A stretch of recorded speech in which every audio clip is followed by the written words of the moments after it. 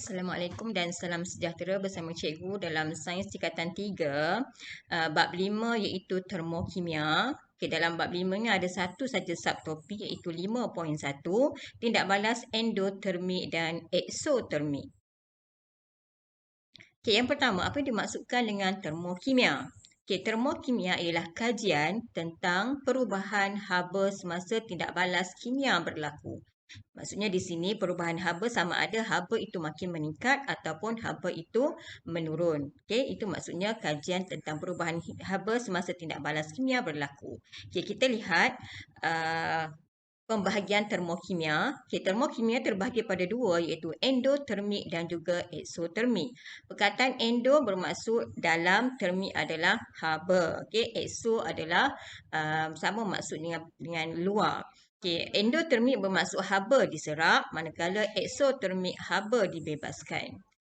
Okay, dalam buku teks, ini adalah eksperimen wajib yang perlu dilakukan. Okay, eksperimen endotermik dan juga eksotermik. Kita lihat pada eksperimen A. Eksperimen A adalah menggunakan termometer untuk melihat perubahan suhu, menggunakan cawan polistiren dan juga air. Okay, diisikan air dalam polistiren dan diletakkan natrium hidroksida. Dan selepas itu dilakukan pemerhatian adakah suhu meningkat ataupun menurun. Sebelum tu diambil suhu sebelum dimasukkan natrium hidroksida. Okey, dan kita akan lihat apakah perubahan yang berlaku kepada suhu. Eksperimen ini akan diulang menggantikan natrium hidroksida dengan menggunakan amonium klorida. Okay, itu adalah untuk eksperimen A. Okay, lihat kepada eksperimen B. Sama juga menggunakan termometer, menggunakan cawan polistiren. Cuma larutan di dalam ni ada menggunakan asid hidroklorik cair. Okay, di sini digunakan larutan natrium hidroksida dimasukkan ke dalam asid dan lihat perubahan kepada suhu pada termometer. Kemudian eksperimen ini diulang dengan menggantikan natrium hidroksida dengan natrium hidrogen karbonat. Kita lihat apakah keputusan eksperimen.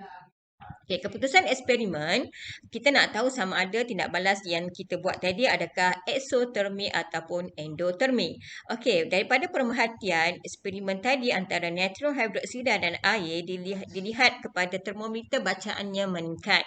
Jadi tindak balas ini adalah tindak balas eksotermik. Dan garam amonia campur dengan air, lihat suhu menurun, itu adalah tindak balas endotermik.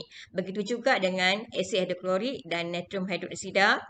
Termometer bacaannya meningkat, itu adalah eksotermik, manakala asid hidroklorik campur dengan natrium hidrogen karbonat menunjukkan bacaan termometer menurun, itu adalah tindak balas endotermik. Okey, ini adalah beberapa contoh tindak balas endotermik yang berlaku di sekeliling kita. Kalian lihat di sini peleburan ais, pek sejuk, okey, membakar kek, atau goreng telur dan juga pengekstrakan besi dan ada beberapa contoh lain lagi lah. Okey, ini adalah tindak balas eksotermik melibatkan respirasi, melibatkan penetralan, pembakaran dan juga pek panas. Kita lihat satu persatu penerangan tentang endo dan juga eksotermik. Okey, lihat yang pertama, ini adalah endotermik. Okey, dough kek menyerap haba daripada ketuhar dan ia ditukarkan kepada kek yang siap masak. Okey, itu adalah endo sebab dia menyerap haba. Okey, ini pun endotermik juga. Itu adalah proses fotosintesis. Tumbuhan menyerap tenaga daripada matahari untuk menghasilkan glukosa dan oksigen daripada karbon dioksida dan air. Okey, menyerap tenaga. Itu adalah endotermik. Okey, yang ketiga, campuran air dan amonium nitrat menyebabkan suatu tindak balas endotermik juga. Okey, aplikasi ini menggunakan pek sejuk ni dia akan membantu mengurangkan bengkak pada luka dan radang tisu, membantu untuk memberhentikan pendarahan kerana ia mengurangkan kadar peredaran darah. So biasa kita lihat bila berlakunya pendarahan, so letakkan ais supaya mengurangkan darah. Okey, endotermik, sama juga endotermik penyerapan haba daripada relau. Okey, relau bagas ni melibatkan tindak balas endotermik juga, berlakunya penyerapan haba di dalam relau bagas. Okey, eksotermik melibatkan proses respirasi. Respirasi membebaskan tenaga. So bila membebaskan tenaga, dia adalah tindak balas eksotermik.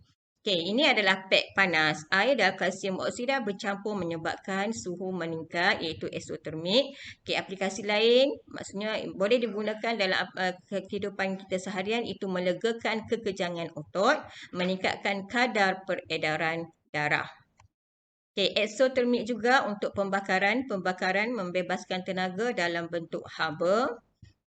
Okey, so itu saja berkaitan dengan endo dan eksotermik. Bab ini hanya ada satu subtopik saja. Nanti kita akan sambung untuk bab 6.